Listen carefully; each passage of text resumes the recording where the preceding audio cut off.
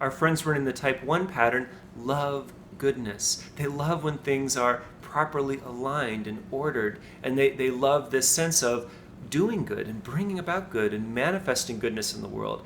And they love when other people are doing good, when other people are manifesting goodness. In fact, ones don't even need to take the credit for this manifestation. They're not interested in attracting someone to a good image of being good. They love goodness for its own sake. And so they rejoice in goodness wherever it's being done. And they know that this is something that is a positive and beneficial force in the world.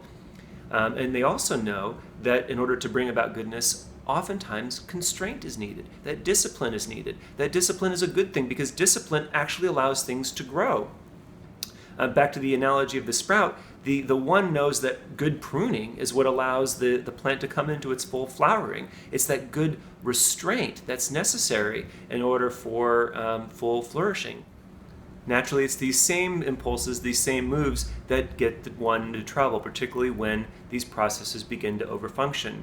As a body-based type, the ones are very in tune with their vitality, in tune with all of this energy, this juiciness of life. And yet, this worries the one because the one sees this energy as chaotic, as uncontrollable, as something that's potentially damaging. And so the ones are attempting to control and civilize these impulses. If these impulses aren't pacified, if they're not subdued properly, if they're not constrained, there's a possibility that evil will be unleashed onto the world. And the ones kind of have this core belief that deep down they might be bad, they might be evil, and they don't want to unleash this kind of brutality onto the world. And so the ones are trying so hard to be civilized. And in fact, ones are enacting the force of civilizing. And so pacifying becomes civilizing. Kind of like in unfortunate circumstances, the way that European colonialists or colonizers would pacify native populations, sort of bring peace and order to this savagery, to this brutality. This is a good metaphor for how the type 1 structure can operate in the world.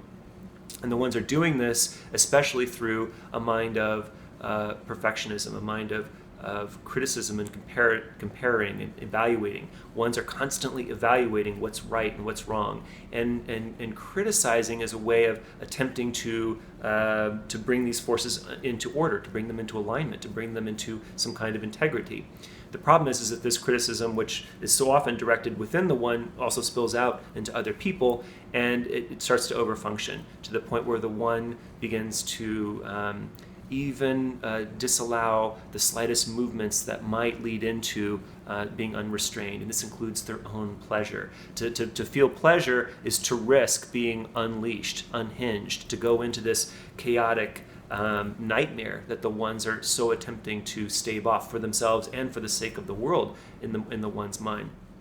And so all of this tightening up anything that might be loose, which includes anger, turns out to be a kind of anger against anger. Ones are trying so hard not to express anger that they end up being rather angry. They rather sort of simmer with a kind of resentment and frustration that things aren't quite as ordered, quite as perfect as they can be. And when things finally do get ordered, then the one will feel that sense of calm, that sense of peace. But peace can only come from first ordering things, and this is the one's logic.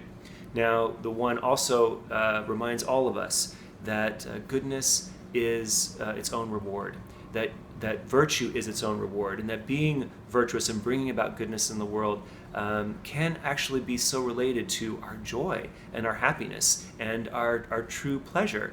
And so the best in the one reminds us of those qualities and that link between discipline and pleasure, that link between goodness and living a full and complete life.